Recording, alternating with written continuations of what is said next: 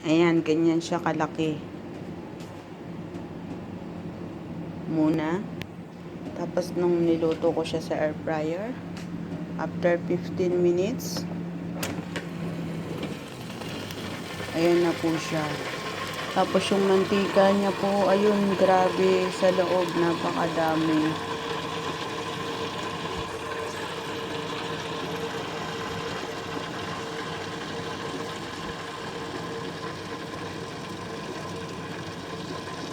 Kumukulo-kulo pa siya. Grabe yung mantika na naalis dito.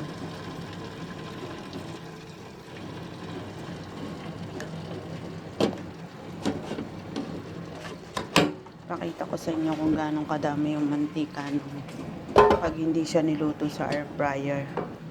Kaya ang air fryer talaga is healthy.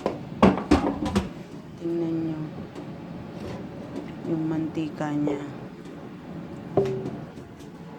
Yan yung mantika na nakuha